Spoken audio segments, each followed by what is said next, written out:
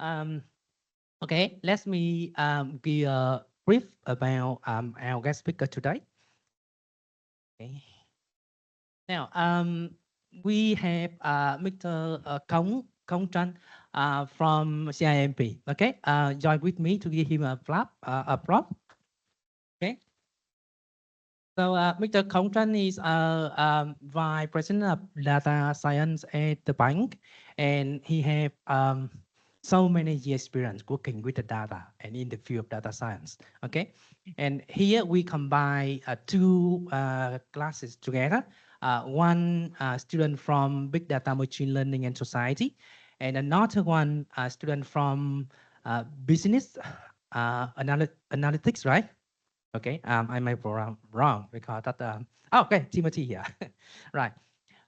Right. So, Mr. Công will share with us, like he's talk more about his experience working with the data and working with the bank, and more about the main content today is about the story. He worked with the data and how he cooked the data and how he get insight from data to serve the business decision making process. Okay. Okay, join with me, and without further ado, I will give the microphone and audience to our guest speaker. Okay, thank you. Thank you, Mr. Chung. We try to stay away from using the word cooking data.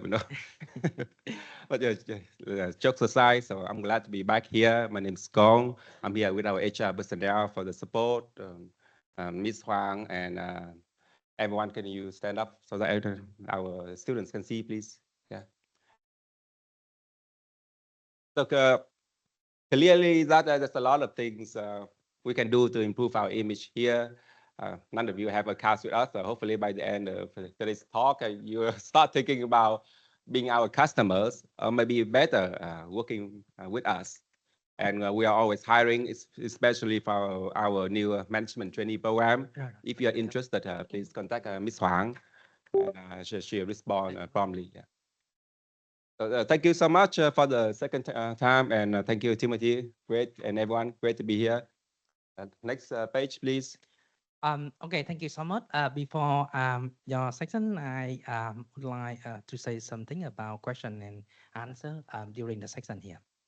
Okay, right. So now, okay, I can do that. During the section, you can ask our guest speaker the question directly, interrupt him, or he want to us to interact instantly if you had a question in mind and the question just pop up. Okay, that's one way. Another way you can for the online audience, you can post your question on the chat there. I will check the chat there frequently and get your question there. Okay. Right. Right. Okay. This is clicker. Okay. Thank you so much. Now it works. Yeah, some disclaimer here. Clearly, I do not represent the company for whatever I'm saying here, so please do not hold me accountable. Our HR makes us put it out there. And today we're going to spend most of the time talking about the actual use cases, because I know now you guys are starting out. Some might know what you want to do, some might not. So hopefully we'll give you a sense of what we actually do with machine learning in our banking context. And then you choose a better career for yourself. The worst thing you want is 5 years from now, you realize you chose the wrong major, right? You don't want that. It has happened, and if that's the case, then well, we'll let it be, right? So a little bit about the banking context. Who has heard the 3 lines of defense in the banking context? Raise your hands, please. So I'm not going to spend time in here, but if you go to work in a bank, then you hear this a lot. The first line is basically the operations, the sales, the marketing, the collection, like things, departments that keeps the bank running day to day. But for the second line, it serves as function of cross-checking the first line, and the third line, cross-checking the other 2 lines. So that raises a question: what is a line of defense against? What do you think we are defending ourselves against? Anyone want to take a chance we also have some merchandise here. Be happy to hand out. What are we defending ourselves against with the 3 lines of defense as a bank? Risk, hackers. That is one within the risk. Exactly. Great question. Great answer. Can we get something for him to get things started a little bit? I can help you to deliver it. That's Okay. You might think that a bank is for profits. Okay, But if you look at our organizational structure, it's all about mitigating risk. Yeah. So what's so important about risk? I will talk more about risk later. But here, I'm from the data science team, and we in the second line of defense, which is cross-checking the first line, and so upscaling the bank in mitigating risk. Now, you might wonder, well, machine learning is fancy, let's do it. But of course, the first question should not be let's do it, whether we can do it or not, but why should we do it? And why do you think, maybe before I ask this question, I should ask, how many of you have been to my first talk before? None, good. So you all deserve a prize if you got it right. Last time they might know the answer already. So why machine learning then? Anyone want to take a shot and get a gift? He already got the first part right, risk, right? Machine learning to mitigate risk. But of course, we are no exception. Machine learning is used to drive revenue, reduce costs, improve customer experience, or mitigate risk. Yeah. So if now you might think he just study a fancy algorithm, and let's show it to your boss. Imagine working at a bank, and then do you think the first question your boss will be asking, what will it be? Why do we need it? What will that be for? How's that going to help us solve the one of these things? So before you bring your new fancy tool to your boss, you got to prove that it's going to add value to the business, and that's a way to convince your boss to adopt the new tool. Now, so machine learning life cycle has been, I guess, covered a lot at a lot of classes, so I'm not going to spend time here. Here, I like to focus on the first part, which most of young freshers often skip, which is defining the business problem properly. So what does it mean? Now let's get straight to the first use case. As I promised, we spend on the first use case of credit scoring. You know what that is later. And also fraud detection. The first use case is, maybe let's do an exercise here. You see, there's a queue of people applying for our loans, and this is our bank. You see our logo. I hope you recognize it now. And there are a bunch of people. Can we give them loans to? Can we give everyone loans, or should we just give one or two? No. No, right? We cannot just give everyone loans because why? Some people will not repay. Do you think everyone wants credit, wants loans, will intend to repay in full? Obviously not, right? So you see some bad guys hiding behind the crowd, right? You don't know, you cannot see them, but you know for sure there are some of them. You just don't know how many and who are they, right? But most people are good people, right? They go to you, to the bank to borrow money and do their business, and then we pay interest and then repay the loan in full. That's what most people do. But some people will not intend to repay, or maybe they could run into financial distress. A lot of factors that make them default. So if you're the bank, you need a way to decide who to grant a loan, right? Then let's say you have imagine a magic number. Yeah, a magic number. Let's say this guy got 670. This guy got 350. And the guy on top got 540. What are these numbers? Okay, let's say this number represents how trustworthy you are. The higher, the better. let's say if we got 700, that means you're more likely to repay our loan than the person over there who got only 300. So that's a magic number. So the bank will need to decide, okay, what is the boundary? What is the boundary for the decision here, right? Let's say, should we grant 730 a guy here? So let's assume we decide that 500 is the cutoff. Anyone with above 500 will get the loans. Anyone below 500 will be rejected. Now we talk about how we decide that number later. Then let's see. So this guy will get approved, right? Get the loan. This guy will get rejected because he's above 500. This guy will get approved, rejected, approved. Now in hindsight, let's say 2 years from now, this bunch of people, so whoever approved, whoever rejected, whoever passed, approved, got the loans, rejected, never got the loans. In 2 years after that, in hindsight, let's say you realize, oh, this guy actually, he didn't repay the loan, even though he got a high magic number, but he didn't repay the loan. This guy didn't repay the loan, but he didn't get the loan from us, but he went to the other bank, got the loan and never repaid. Everyone knows that already. This guy repaid the loan, this guy didn't repay, etc. Then you realize, oops, this guy we let in, right? We should have rejected him in the beginning, right? So that's what credit scoring is about. When the applicants come to you, you're going to score them. We say it's a word score. Basically, it gives them this magic number. And then where we look at the bank's policy, this is the cutoff, 500. Above will be approved, below will be rejected. And then that's how underwriting decisions are made. Clear here? Anyone wants to ask any questions here? Yeah, if you have any question, just raise your hand and we see that I can come to you.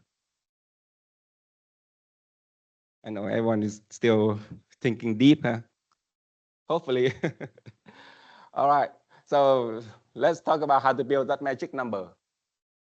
Anyone curious? I hope. Okay. So first, we need to rely on the development approach.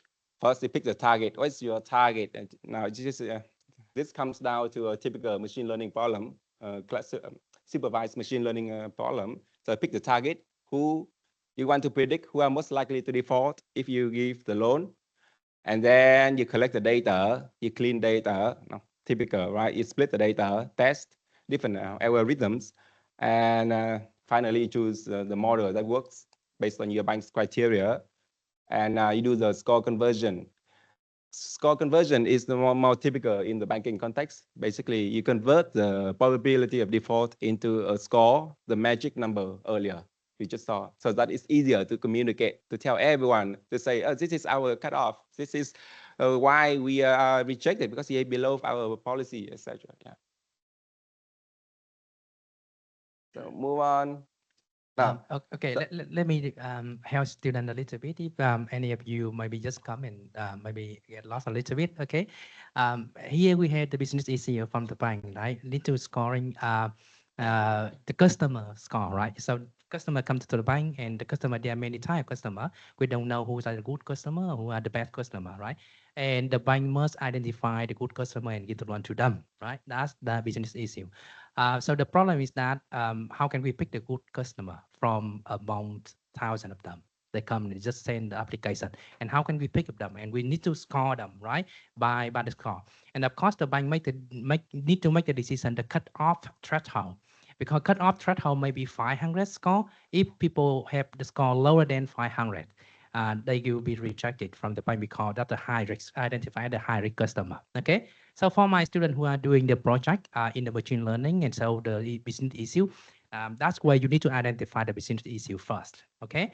And the next slide, our guest speaker show us about the flow, right? The workflow from the target, from the collecting the data, from clean the data, and after that find out the algorithm, the model, right? And the good model will identify the good scoring. Otherwise, there are many models, and each model will give the different scoring, right? And yeah, thank you so much. Yeah, that maybe student can follow a little bit.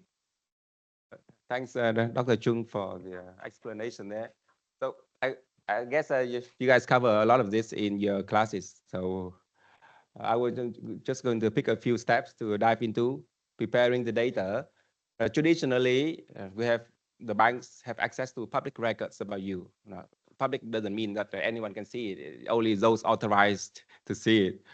And public data can be like your credit history. You went to Techcombank, Vietcombank, wherever you borrow and you didn't pay or you paid. Now everyone within the banking industry already knows it. So we call public data, yeah. Or you had a bankruptcy, etc. So those are traditional data sources. Nowadays, of course, you ask about big data. You have a lot of the alternative sources. Those are in the bottom. You see social media, like your friends list, your interactions, your comments, your pictures, your videos, etc. You might think your data is valuable.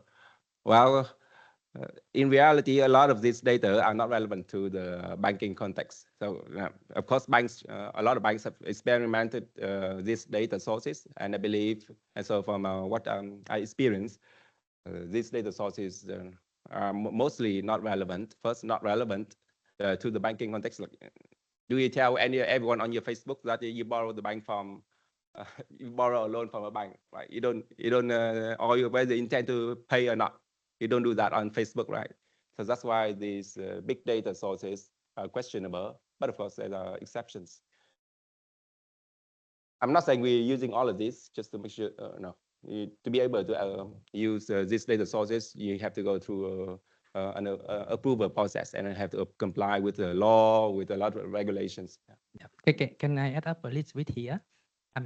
Go ahead, Dr. Chu, feel Yeah. free. So my student always come up to me with the question they're doing assignment and they're doing their project, and they come up with me. They had a business issue and they had a question like, okay, they know the issue. How about the data, right?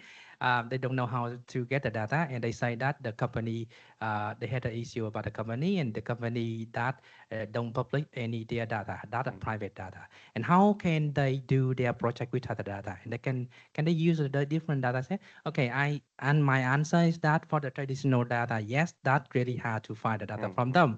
But for the big data, you can find data from the different sources. Okay, even from here, from the bank CIMB, you can see that to credit scoring, we can get the data from social media, from phone use, e-commerce, or even you go to Shopee and you order something, right? And they can measure the total amount you already paid to Shopee. They can buy, they can buy the service from Shopee, and Shopee maybe earn money from that, and they sell the data, right?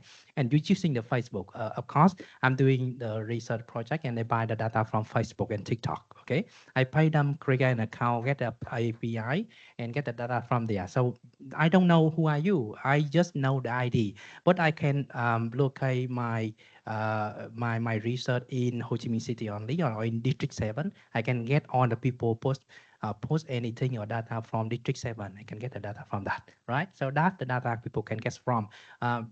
Your job is that you think about, okay, don't think just frame you in the traditional data type. Maybe you can think about alternative data, platform, and anything else that people can solve their behavior. And anywhere you can find the relevant data to solve your business problem. Okay. That's true. It's very hard to find the data even for a bank. We have partnership agreements. We cannot just go and grab the data. That's it's not the way it is. So data access is still like one of the biggest challenges, even in the new Gen AI age. And just to make sure be perfectly clear, we do not use any of these alternative sources at the moment. I don't know, some places use it. And also with the Gen AI, you can, for your projects, you can also use synthetic data. Anyone has heard about synthetic data? Raise your hands. So what is synthetic data? Basically, you make it up. But yeah, that is relevant to your context. Even within the bank, we also experiment with our synthetic data. For example, we come up with new data pipeline. We don't want to feed actual data yet. We want to test is the robustness. We want to test the model, etc. Then we ask, let's say, ChatGPT, Gen AI, whatever tool you're using to generate synthetic data for you that is relevant to your business question, and then let it run through. Once everything is proven, then you can actually go through the lengthy process of data access approval. And I will talk a little bit about the approval round also. So after we prepare the data, of course, you got to analyze it. You might think, oh, let's just build a model. No, that's not almost never the next step. It's always analyzing the data. And of course, specialists often jump to building the model. But that's what you don't want to do at the beginning of the process. So we do a lot of descriptive statistics. No, so statistics is important. Anyone hates statistics? I used to hate statistics. But then later on, I realized it's so important to my work. So I came back to school. I studied a lot more statistics. You cannot stay away from statistics. And so a lot of charts, visualizations. They don't want to recognize this one. You could get a gift here if you got it. It's a heat map. Oh, what is the purpose of this heat map? And what is the purpose of finding the correlation of the variables?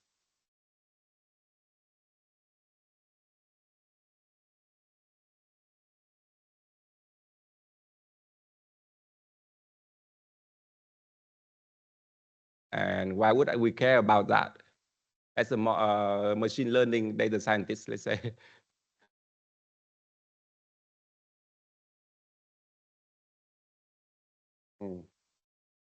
These are often independent variables, variable 1, 2, 3. We're not talking about the target yet. So why we care about the correlation between independent variables? I think that is one of the first questions that they would cover in machine learning courses. But I guess the quiz has passed. Though. Come on, guy. Many people earn like a lot of gift. Yeah. The correlation, let's say you go on a date with a new guy or new girl you just met. And then, okay, first time, if you're excited, what do you ask? What do you do? He said, I'm a data scientist. I said, you really? Me too. Okay, excited. And then he say, well, which company you work for? He says, I work for a bank. Really? Me too. Then next, you ask, where you from? He said, I'm from Saigon. Really? Me too. Like everything, just me too, right? Is that going to be more exciting or less exciting as the conversation drags on? Probably less exciting. I hope you would. Because the story, would you listen to a story that tells you the same old things you already listened to many times? No, right? You don't want that. So correlation between variables is like that. You don't want two variables that bring the same value to the model. But it's basically the same thing. You just need one, right? So we have to decide which one to stay, which one to get rid of. Yeah. But that's what correlation heat map is used for. Yeah, we want to remove the highly correlated variables. So of course, there are multiple ways to do that. We'll not dive into. And as I mentioned, we do a lot of visualizations. It's critical because you can spot trends with this, outliers with this. You don't want just static numbers. Descriptive statistics is important, but it can be misleading. Yeah. So we can see, what do you see here? What kind of charts are these? Anyone? What do you see? What kinds of charts? Just the names of the charts. Someone says histogram, right? Actually, histogram is very important, super important. And then the other ones, scatter plots. Now, why do we look at histogram so much? Now you have ChatGPT with you. Yeah, the lady in the back.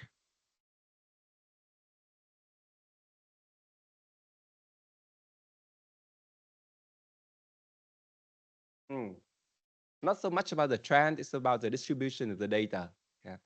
And what is the distribution? Wow. You can talk to the statistics professor then. About the scatter plots. Why do we look at the scatter plots so much? To see relationships. Yeah, back to the correlation. Now, we don't want highly correlated independent variables, but you also want correlations between the independent variables and the target variables or the dependent variable. Yeah. So you want the predictors to be highly correlated with the target, but you don't want the predictors to be highly correlated with each other, right? So that's why we look at these plots a lot. Now, then when you, after looking at the charts, you realize something is off, then you have to investigate it. Let's do an exercise here. Do you see, this is just a simple bar chart. Anyone can tell what's wrong here? What's the problem with the bar chart or the data underlying it? What? Yes, I hope you're from Los Angeles. No. Yeah, LA. People don't say Los Angeles. It's too long in America. Say LA. Yeah. So, but it's data entry error, right? LA and Los Angeles. They should be in the same category. But if you're a fresher, you come in. Oh, I got the data. Oh, the data looks nicely distributed. Okay, just feed it in the model, and then we get the result. And then you show it to your business stakeholders and say, ask, are you nuts? What is LA? I don't know. Why should I care? No, but basically I've experienced, I've seen that happen with one of our colleagues. Yeah, just some obvious errors. They didn't spot it. Okay, what's the problem with the second chart here? For the income distribution.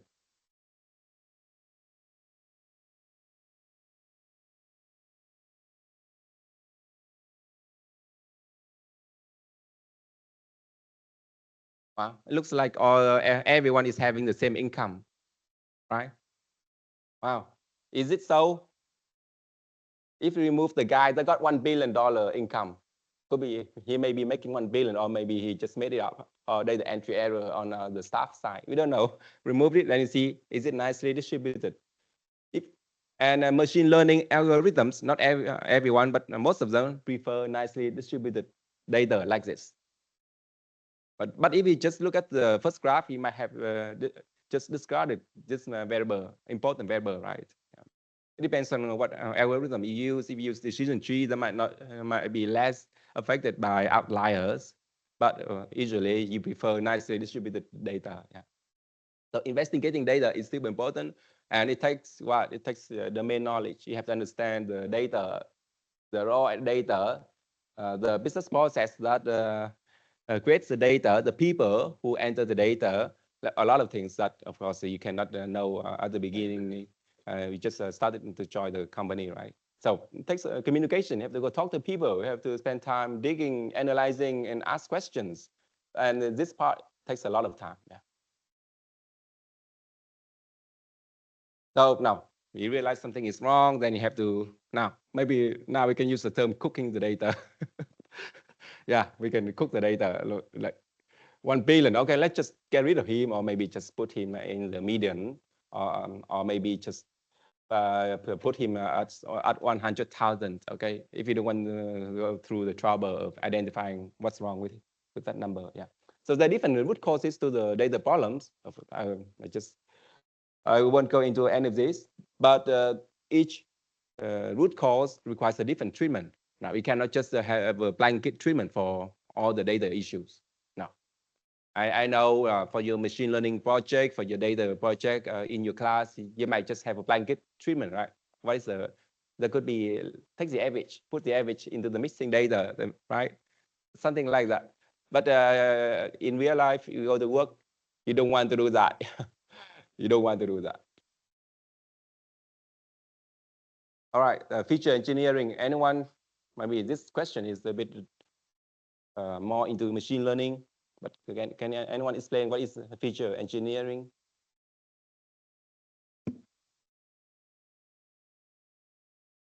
Or even just raising your hand, you'll get you one gift. Doesn't matter the answer. No one is bold enough.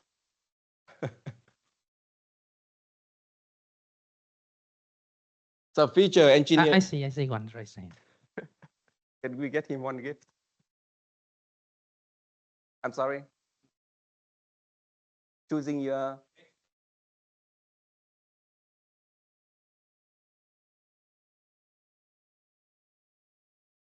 the variables, yes. So machine learning is about finding factors, variables, predictors, where we call it, associated with your target, your outcome, the things you're trying to estimate, you're trying to predict, you're trying to infer. And so the feature engineering is a process of now identifying, looking, searching, manufacturing, cooking, the features, predictors, variables that will be more closely associated with the outcome. What is our outcome in our case here? Anyone remember? Is that it's been a while, huh? Credit score. But what's the purpose of credit scoring?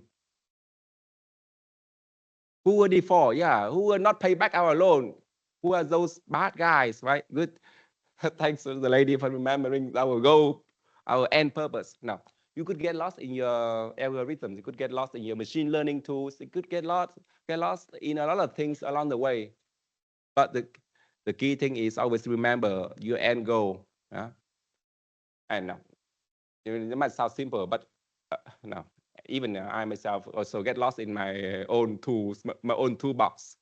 I forgot what's the big picture. So now, once you got the nicely clean data and you got a lot of new variables that are very predictive, then you do the data partitioning. I hope this has been covered in your courses. Why do you need data partitioning then? Train, test, out of time. You might call it train, validate, or whatever, but why do you need to partition the data before we train the model? Why don't we just, okay.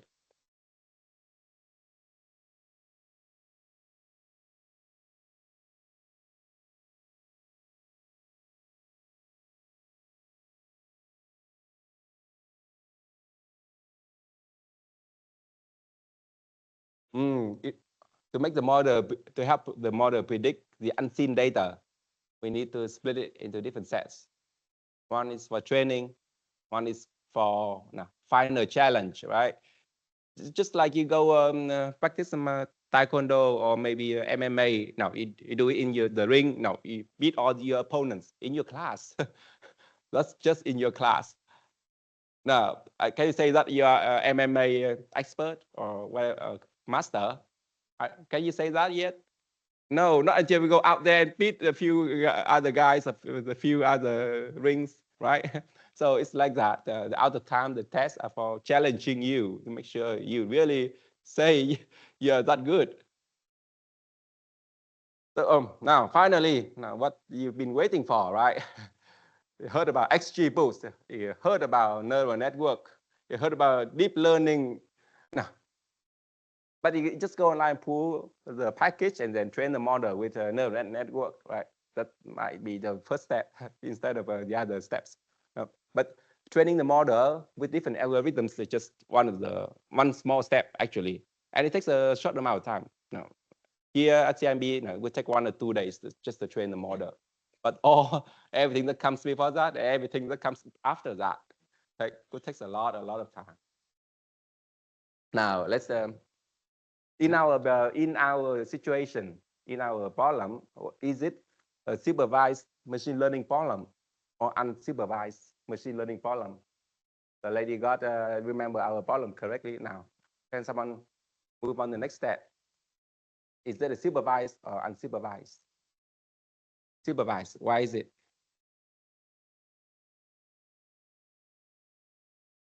Labor. What does it mean to be labor?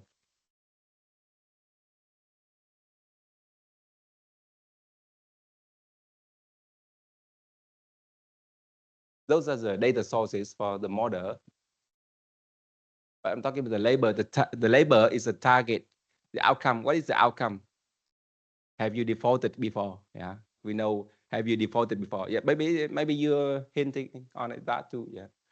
So we have let's now in hindsight. Remember our example. In hindsight, we already granted many bad guys the loans, and we know they didn't repay the loan. So we have to label them bad, good, right? Because they didn't repay the loan, so we got the label bad, good.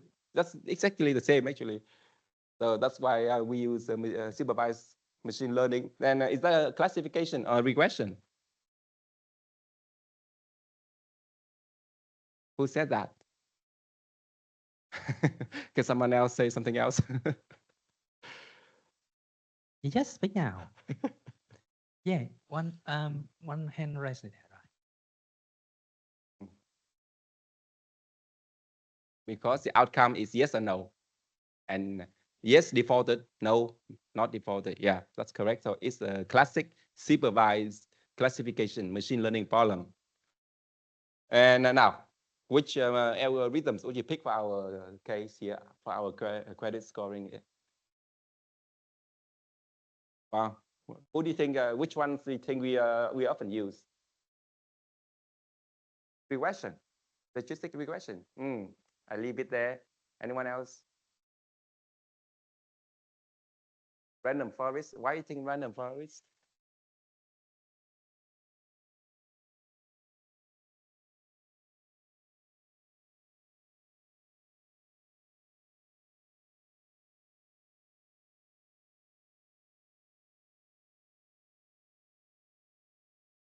So you say the random forest does better than the other algorithms. But why do you think logistic? Then logistic is the correct answer. Yeah, we often use logistic regression, but why do you think so?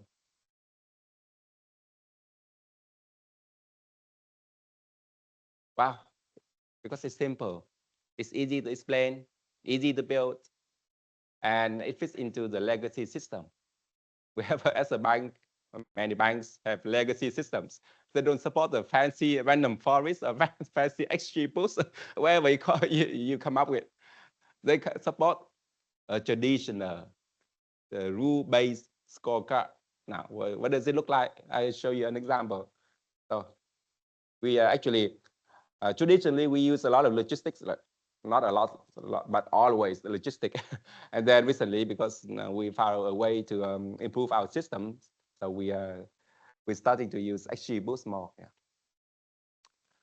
Can I talk a little bit about the slide to add up more for student? Yes. This slide, that's really great slide for our student to learn about the big data machine learning, and also for student from the business analytics. Okay. So many students they know the business issue, right? So for example, here we need to identify the bad and the good guys, right? For the bank. In class, you had to case study about the hospital readmission, and also another case study about the bank marketing, right? To find the bank marketing there. Right. So yes, you need to identify, or maybe you are doing the project now. You had a business issue for your own. You need to identify. You need to use the supervised or unsupervised machine learning model, right? So that are two branch. Okay. We have another like reinforcement machine learning brand as well. Let me finish this first. Okay.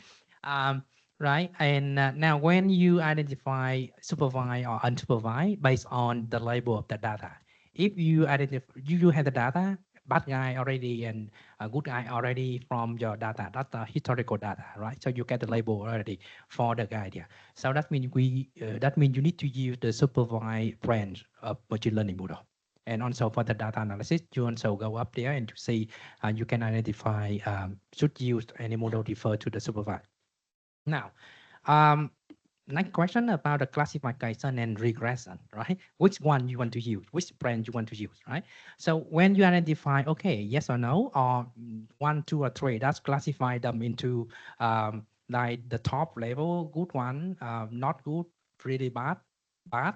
So that's a different level, but still had a limited number of category. We call the category data. So you may want to use the classification. Okay. Now regression, okay, is also good. Which one? Why you want to use the regression, and what's which is the case here? Let me just go. Now a little bit further about our program here. We don't teach students how in programming in Python, okay? Because thanks to ChatGPT and a lot of generative AI idea, right? So the student need to learn about the principle about, okay, they identify classification, and now they need to identify or understand what is the three decisions that we have in our program. What is the naive bias, and also logistic and so on, their model there. They don't need to understand how to code it up. They just add ChatGPT, right? So just provide me Python code to use this model, right? From maybe beginning is wrong, but they keep going there and they can finalize that later. But for educated learning, for the first step, so they use the ChatGPT to form their code there, right? And they run. And the most important thing is that in the course, they learn the principle, how they make the decision and choose the which model they use and solve the business problem. And they use ChatGPT the tool to form the code, and after that find out the output, right? So you can actually do a lot of things that we level up the use of ChatGPT and learn that. So this is the whole slide, okay? And there's more, okay? There's a more sophisticated than that, this one. But this is the great slide for you to learn and to form or to how to solve your problem. Okay, so that's why how we apply the machine learning on solve data analysis for your problem. Okay, okay, thank you so much. Thanks, Mr. Chung. That's correct. We use a lot of vibe coding right now. At our bank, we don't code ourselves as much anymore. So that raises the question of what's the benefit of a data scientist. The benefit is the next slide, actually. Can you tell what the output that ChatGPT Gemini generates is good or not? So we have to look at the output and to examine it very carefully, and then go through the coding and then identify the missing step. Sorry, last time I think we had a question, right? Go ahead. Do you want to do this one? Suppose that you have a regression problem. So what regression method will you use, normally typically use in the banking world? For credit scoring, it's always logistic regression. And No, I said if you suppose we have a regression model, regression problem, which regression would you typically use method would you use in the banking world? for time series data, usually that's when we start using regression. We use linear regression, or multiple linear regression, or of course the time series as a whole course. I guess here they would teach a whole semester course on time series forecasting, and there are many ways you can do the time series forecasting. But it's typical multiple linear regression. Yeah. Okay, I can add up more here for the question. So some student asked us also come up to the question regression. For the machine learning, can you use the regression, right? Now, let me confirm that. We have two types of question related to the business. First one for the causal question, right? Causal question like you have variable y and a lot of variable x here. And you want to know how one variable x had the impact on variable y, dependent variable. So that we call the causal question, right? So here the bad guy, that's the dependent variable. This is their maybe income, right? So you want to know how income impact on they are the bad guy or the good guy, right? So that's the causal question. You can use econometrics. You can use the model to solve that, right? Now for the machine learning model, that only solve the predictive question.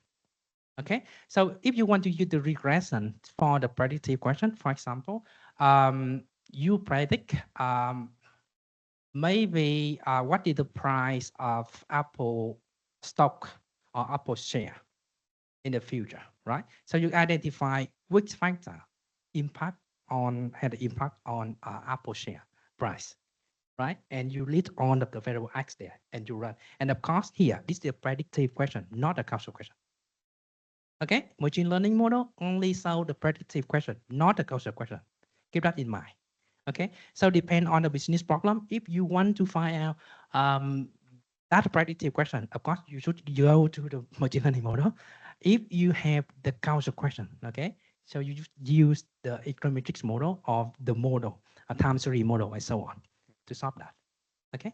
Okay. Thank you. That's true. That's true. We are more concerned with predicting the unknown, estimate the unknown, than explaining why. But of course, it's part of the process of predicting. We have to identify causal factors, but it's very hard. So that's why we try to find proxies, like variables correlated with the causal factors. And that process we already mentioned is known as feature engineering. But to explain what factors drive the target, yes, we use traditional statistical models like logistic regression or linear regression. And of course, you do hypothesis testing, p-value, etc., or ANOVA, etc. Yeah. So moving on to the output of the model. Now we have two models. One, first, you don't want to build just one model. If you want to build multiple models, there could be two, at least two, but usually there'll be 3, 4, 5, and then you compare them. So here we're looking at two models. Which one you think is better? Well, maybe I should ask, what is the chart? Do you see, anyone recognizes the name of the chart? I hope they teach this in economics courses, the ROC curve.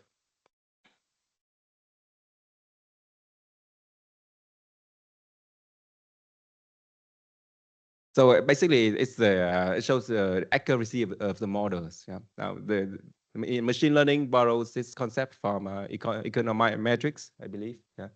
So the diagonal line is just a random guess. Let's say if you close your eyes, you don't know who is good, who's bad, then you guess. And what are the chances of being correct? No, it's up to the average, right? You got the average. On average, you would get it right. And then you build two models, the blue and the orange lines. And then the higher to the left, the better. It shows the trade-off between true positive rate and false positive rate. Anyone wants to get a gift and tell us, share with us what is a true positive case? Yeah. Everyone talking about true positive, false positive. Now, maybe you can explain it.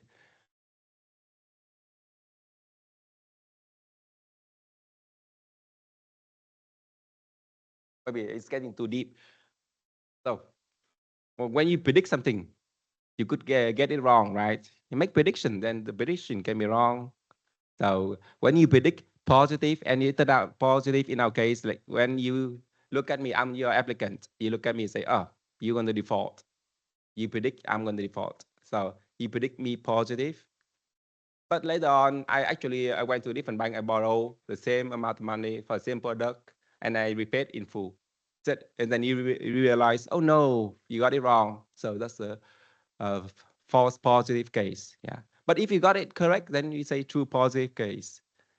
And then because you have the formula for the rate, true positive over the true positive rate, you want to know your basically your hit rate. You want to capture as many bad guys as possible among all the bad guys out there.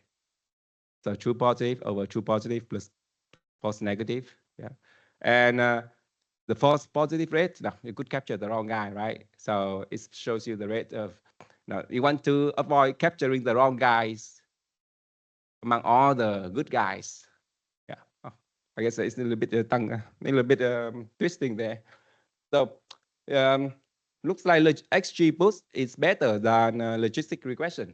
It's actually usually the case. Now, across my career, we built a lot of alternative models, and usually logistic regression, the traditional statistical models, often performs worse.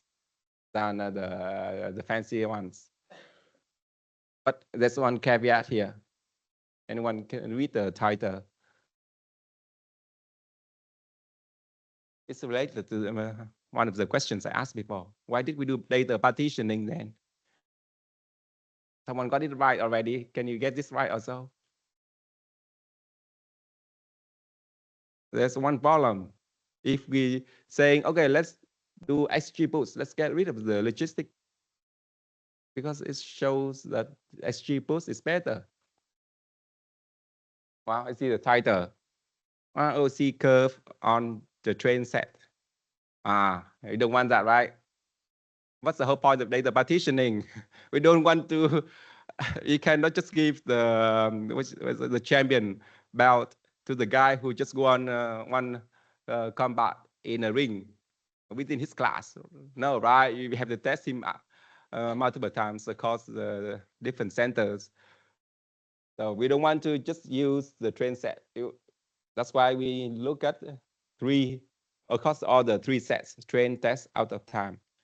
This is an interesting picture here. For the logistic, the performance is almost identical across the sets, right? But on the XG boost, it looks like there's a huge gap here.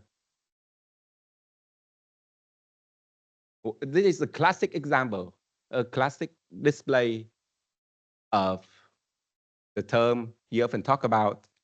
Can someone guess? Starts with letter O. Overfitting, exactly. Now you see it in action. That's what we actually use it. These charts, we actually use them for our model the development. That is it's mandatory to include it. It's so important that you cannot skip it. So because it helps identify overfitting. Yeah. So see the blue line is a trend, and the other line is the test and the out of time. We're most concerned about the out of time because it's the most recent data we could possibly gather. Now, what is out of time? Why is it so important? Yeah. Here, on another display, see the trend that let's say we have the whole set. We divided it into three sets: the train, test, out of time. But actually, for the train and test, we did a random split. But for the out of time, it's not random. You're talking about probably in your project, everyone would just do a random splitting. But actually, in the banking context for credit scoring and many other problems for fraud detection also, you don't want to do a random splitting. It's a dangerous thing. You have to be very careful. And why? Because why we do time series split? You see, there's one time cutoff, and the most recent data is used for out of time. The past is randomly split between train and test.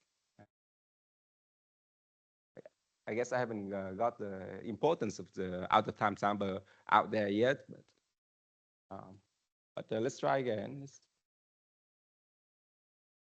I will go back to that later. Now, once you got the model, then you cannot just put it out there on production. No, meaning, now first you don't run it on your machine for sure, because you have to access the data, right? Where's your data? It doesn't reside on your machine, on your laptop. No one would let you do that. So we have to seek approvals for the model deployment, and this is the lengthy process.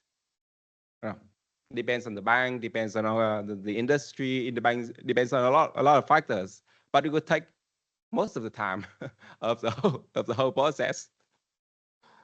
So I won't spend time complaining. But okay, once it's approved, then your model technically is allowed to deploy. But no, it's not ready for use yet. You have to convert it into a easy to use format. That's what's the process of converting probabilities to score. You see the distribution of probabilities. We might think that probabilities are nicely distributed like a normal curve. No, you never see that. No, if you build something like that, everyone would raise their eyebrows and say, "You must be wrong." It's not nicely distributed. It's always like that. I haven't seen anything else. And that's why we need to convert it into a nicely distributed distribution so that now. So that I can say, okay, maybe below 500, we check, above 500, I approve. It's actually a popular scale adopted worldwide in the FICO score in America, in many other credit scores. Yeah. But no, it doesn't have to be that way. No, it can be any range. And here in our Vietnamese local banks come up with a lot of different ranges. You might be surprised. Okay, so calculate. Now, this is the easy. Now, why we converted it into such a nice, easy to use format? Because here, you can put it on the screen. That's the output of the fancy XGBoost machine learning model. Can you believe it? You talk about machine learning, you cannot explain it. It's a black box, etc. But are you sure? See, I can put it on the scorecard. If you look at it, oh, say, oh, so what's driving my my score? You can see age, education, income. Example, just an example, okay? And let's see, you are 27. Okay. So you're between 26 and 40. I give you 25 points. Your education is bachelor's. Okay, 30 points. If you so you make it 11 million a month, then I give you extra 20 points. No, it goes down the list for all the predictors that you included in your model. And then you sum up, you get 560. And believe it or not, this is one of the most popular ways of adopting credit scoring. Yeah, I've seen like just an Excel file with a lot of this. Just Excel files for staff, for the bank staff to put the applicant's demographics info and all the other things, put it in the Excel file, and then the formula spits out the total score. It's still very effective actually, but for this manner. But if you want to spend a lot of money upgrading your system, then you can get rid of it. Yeah. Or no, nowadays the same traditional scorecard can be deployed in this, or maybe you don't even need to convert into the traditional scores anymore. You can just use these fancy we call ML ops platforms to deploy your model. Basically, if you picker your whole model into a picker file, I guess you probably done that already.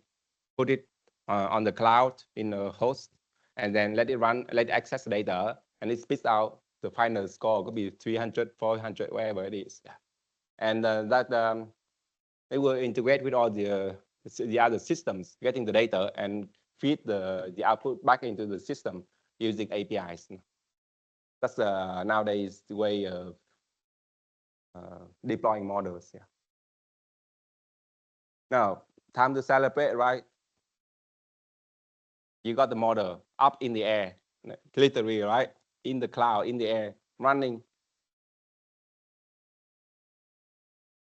Time to celebrate. Remember the end goal. Is it the end goal building the model, deploying the model? Someone, what's the end goal?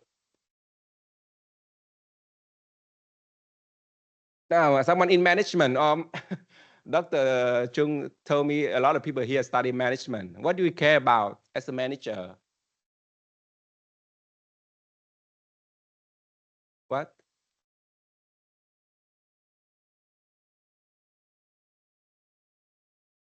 You care about profits. No, let's be upfront.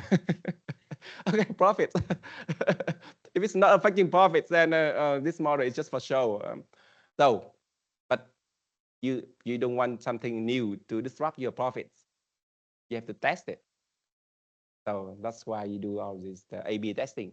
Now, you want to go back and study a lot of A/B testing. Now, it's actually quite simple. Just do hypothesis testing, depending on how many groups you have.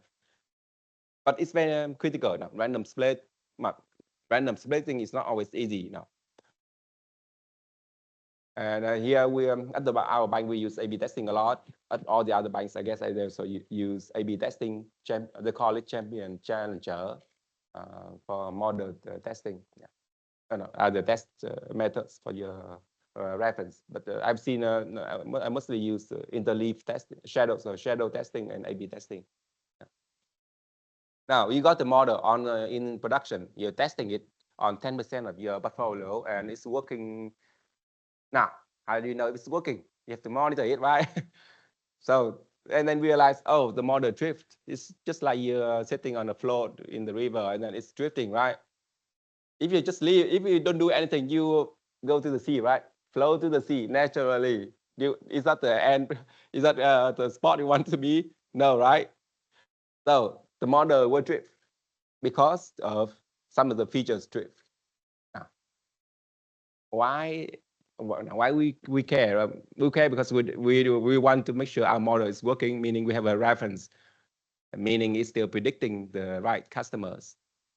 But drift, we have some thresholds for it. If we pass the threshold, okay, it's unacceptable. Let's get rid of the model and rebuild it. So that's why we need to monitor the drift. And we have to break it down into feature drift. It's getting too deep, so I will skip it. Tips for improving your credit score. Now, you might not be aware. I think you all having credit scores.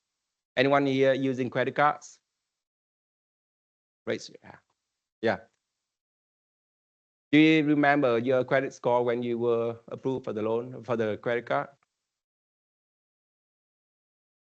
No, you don't, I guess. Okay, anyone using Zalo Pay? Raise your hands. In Zalo Pay app, you have a trust score. Anyone realize that? If you open the app, go to profile, etc., and then you go see your trust score is 600. That's basically your credit score. Yeah, they will give all the banks, the partner banks that trust score, and then we will say, okay, are you trustworthy of receiving our loan? Yeah, that's credit score basically. Yeah. So you want to have good trust score, pay on time, etc. Of course, obvious. Started early. Now, if I don't know about you, I would just reject you. I don't know you good or not, or you can talk about your assets, but no, I haven't done any business with you yet. I don't know about you, so I just reject you just to be safe. So we want to build a credit score early. Start small with a credit card. No, don't overuse it, of course. Or maybe I have a checking account. Yeah, you use less than wanted, obvious, and don't apply unless you really need. No, don't apply for a loan unless you really need. No, don't apply for credit card unless you really need to. Or don't use a credit card unless you really need to. Yeah. Now, we talk about credit scoring using AI. No, we can use AI, you can use traditional statistical models like logistic regression to build credit scores. But AI can be used in many different ways. So across the banking context, you can use in different processes. I won't dive into it, so I will go to the second use case, which is very short. I hope you it will be more interesting than credit scoring. So back to the graphics. You see the bank. We are the bank, and now a bunch of customers. They are already our customers, but we sure no, not all customers are good. We sure there's some bad guys still hiding in the crowd, hoping one day they would come out, break the bank. Well, there's always such a scenario. So we are constantly combating fraud within the bank. We're talking about customer fraud, not employee fraud. Okay, so we have to identify these guys. Let's be more specific. Anyone has received this spam message? Let's say I'm a parent. Anyone here is also a parent? Shouldn't ask that. So if I'm a parent on the way to from home, on the way to from work to home, I received this text. Now I didn't receive it, but I mean, I imagine a lot of people have received it already. I received a lot of other spam texts, which is no less spam than this. So it says, Mr. Kong, your son is in hospital, etc., etc. And the doctor needs the money right now if you want him to be, no. Wow, as a parent, that would be very scary, right? Yeah, no, I'm a data scientist. I work at a bank. I know all kinds of frauds, etc. But no, you could lose your rationality. You could lose your reasoning. Could lose a lot of things. You cannot reason properly in such a distress moment. And then they send you the bank account. What do you do? Why the money? 20 million, 50 million, right? Because at that moment, money is not your concern. Yeah. It's still typical fraud case, widespread in Vietnam, right? It turns out that these guys, now, and later on he came home, you see your son, you see your children safe and sound. They realize, oh, we've been scammed, but the money is gone. But he said, but I know who I sent it to. I know the account number. I know the account name, right? But they send it to you and say, let's report it to the police. What did they do? They say, I'm sure these guys, the account holders are not the fraudsters. They are just victims like you. They are the victims of identity theft. They steal your identity, your national ID, whatever. Somehow they create fake accounts under those actual individuals, and then they are just dormant. I mean, they're just sleeping, waiting until they receive. They trick you. They're able to trick people and get the money in those dormant accounts, and then move out immediately. A lot of this has been going on in the banking industry for quite a long time, and everyone is still trying to combat this kind of fraud. And we all know that the powerhouse is in Cambodia or Myanmar, etc. Yeah. So there's this one fraud pattern. So you see, then you look at the account, the bank look at the account, the one account that does 2 transactions. Let's say on this date, receive 12 million with this selfie, transfer. So because of the threshold, you have to do a selfie, right? You open the bank account, you do a selfie before you're able to send it out. Then another date, you make 200 million, another selfie. Now, if you look at the pictures, see something off here? Anyone? What's off here?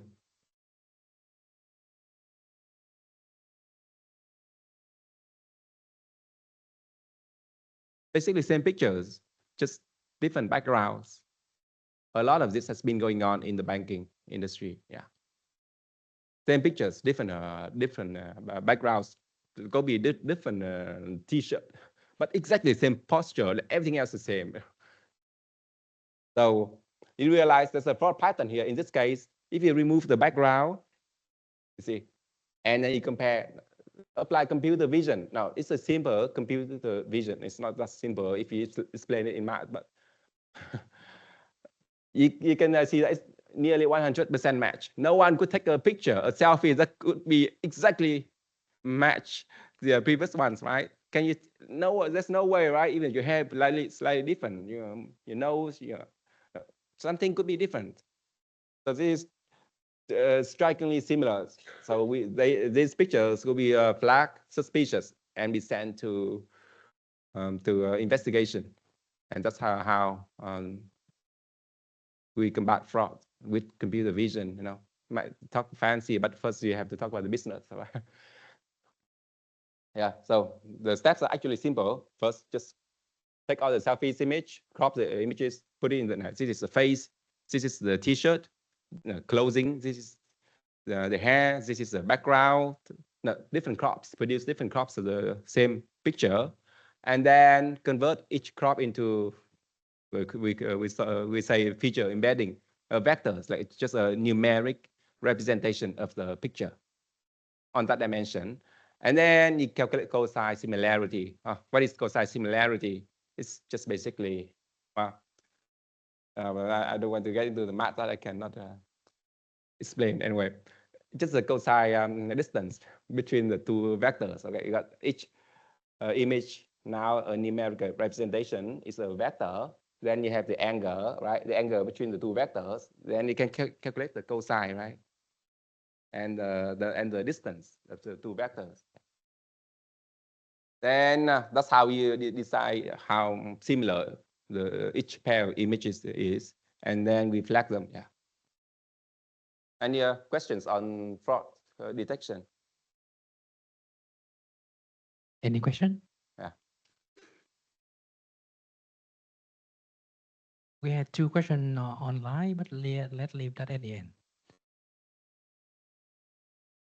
Then we talk about 2 use cases. One is credit scoring, whether approve or reject a loan. One is fraud detection, whether this account is exhibiting unusual behavior or not. And so, of course, it's not always easy to apply AI, machine learning in the banking context, in many contexts also, not just banking. But of course, the common problems are data quality. We already did some exercises. Data privacy is a big thing. No, you cannot just ask for the data. You have to explain why, how, and until you really done explaining, you don't want the data anymore. It's over. The fraud scheme has changed. Governance, no. A lot of approvals. Let's say legacy systems. No. Not every system is modern. Not every system is accessible on in terms of the data. Yeah. I will skip it, and now maybe we can talk a little bit about the fancy thing. Just a year ago, 2 years ago, we talking about ChatGPT. Yeah, that was a cool thing, right? But basically, what it did was just we asked some questions and we get the answers. It's a better version of Google, right? Google search. That's it. It didn't do anything else. And then Gemini came out, and Claude, etc. So did the same thing. But then within a few months, it moved to something very cool, which is RAG. Because when you ask it some questions, you get some convincing answers that then later realize, oh, they are wrong because of hallucination or heard about. Then they used these the providers came up with something called fact check. Let's fact check the answers. So that's why they came up with a RAG architecture for checking the answers before spitting it out to you guys. The other day I heard someone die because they snapshot the picture of a mushroom in the forest and put it in ChatGPT, maybe it's not ChatGPT, but something else. Okay, I don't want to blame anyone. And then it said, "You're safe to eat." Yeah, then he died because of the Gen AI said, "Yes, it's safe to eat." So you don't want that, right? So that's why you need a fact check. But fact checking is just it's the basic. No, what's the point of asking questions to get answers? But then what are you going to do with the answers? To do something, like to eat the mushroom, right? Or to cook the mushroom. So we want some actions. That's why they came up with the agentic workflows. Now let's do everything. Why we bother with asking questions? Just let it do it till the end. Of course, it's not so easy, but this field is moving super fast, super fast. And in the banking, nowadays, because nowadays you can ask Gemini for some code, and then it will even run the code, test the code, and then there's a run button for you to click run, and then it could even give you the output. So that's the actions. It has moved into the agentic workflow. And within the Microsoft platform, you guys using Microsoft, right? There's a Power Automate, there's Power Apps. You can ask Copilot to generate a new app for you. No, before we had to manually develop it. But now we could just ask Copilot to generate the whole app, the whole Power App for you. So that's the action.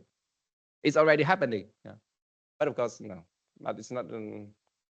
There are a lot of things that that's not been able to do yet. For example, we want underwriting approvals, we want collections, we want for the bank, yeah, a lot of things, but we're too scared to put them into our production, and then they would just call you guys collecting money, right?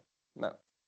Some people have a bank I know, one company has tried to do that, and turned out that it just call a random person asking for money. Said, really, not a random person, someone but didn't really owe money, but made up the debt. So he don't want that. I am going to leave. Maybe I skip this one. Leave with just a joke. Last time, I hope no one got it. This time, I hope someone got it.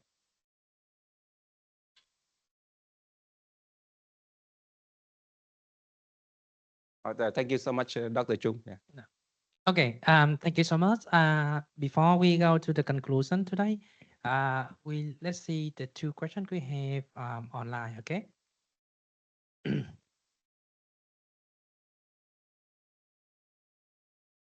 Oh, actually 3, okay. Okay, the first one, okay, and the first one, can you send me the guest speaker PowerPoint slide after the presentation? I will ask our guest speaker right away after we finish the section, okay? Right. Okay, the next one is an unsupervised model required to handle the missing values during the data cleaning stage. If so, which model is appropriate? And what the methodological considerations or limitation should take into?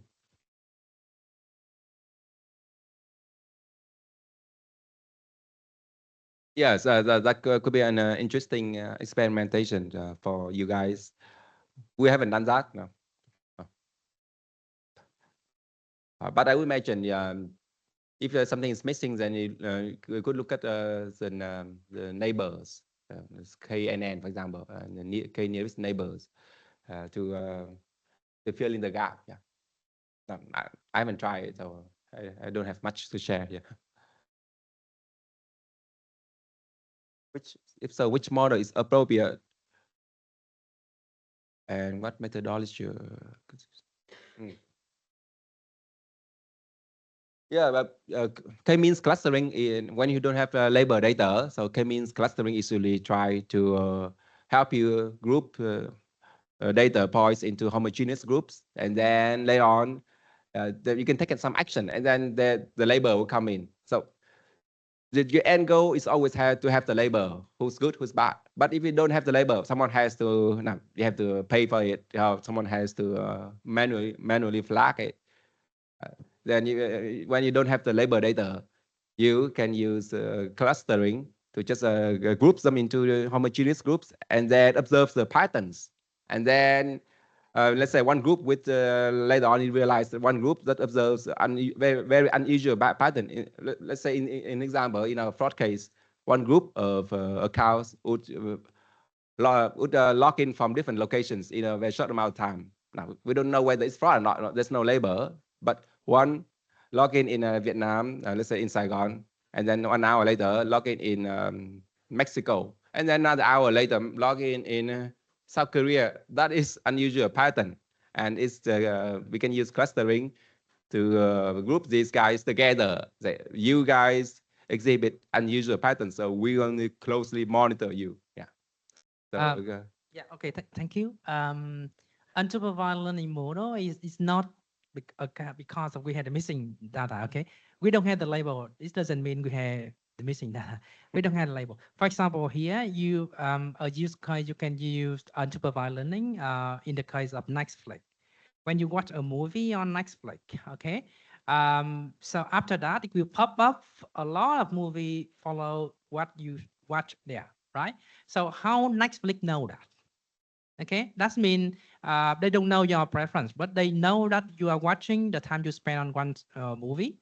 And after that, they just cluster you unsupervised learning model, cluster you into different cluster, and other people also the same cluster as you. And they suggest a group of movie that the same team or that you may interested in watch further.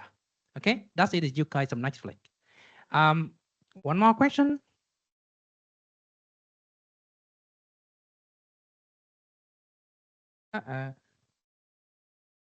Okay, this question, I take this one is the last one, and we will come up to the conclusion today, okay? This one, why was the X boost selected for the subsequent analysis instead of the alternative models? And what the criteria inform that choice?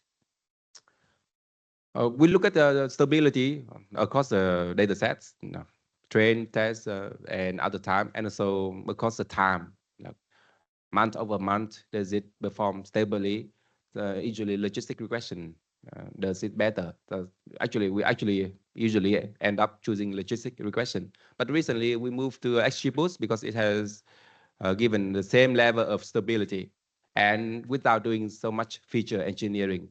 The drawbacks of traditional statistical models like logistic regression is you have to do a lot of feature engineering, you have a lot of data cleaning, feature scaling, so that they can be on the same scale, it can be clean, so that the statistic, so that it satisfies the underlying assumptions of the logistic regression model. Now, that requires a lot of work, and nowadays we don't have time for that anymore. So that's why we often, without the system constraint, we'll move to XGBoost because we just feed the raw data, and then it would spit out the model with the same output quality as the traditional statistical models. So that's why we pick attributes for batch processing. But for online inferencing, like for real-time decision making, like underwriting, for example, not everything requires real time. Most models are actually batch inferencing. That means you put millions of customers through the model pipeline and spit out all the results at once. That's called batch inferencing. We usually use batch attributes for batch inferencing. But for online decision, we use logistic because it's simple to just convert into a rule, set a rule-based scorecard like what I showed earlier, and put it on production. Yeah, we can actually deploy a model in SQL, if then else, the type stuff. Yeah. Okay, so that's, I think this is the final question. More there, but I think the time is limited, so we take it to the last one. Now, okay, thank you so much, everyone. Let me conclude and summarize what we have here. I think today you learned the new thing there.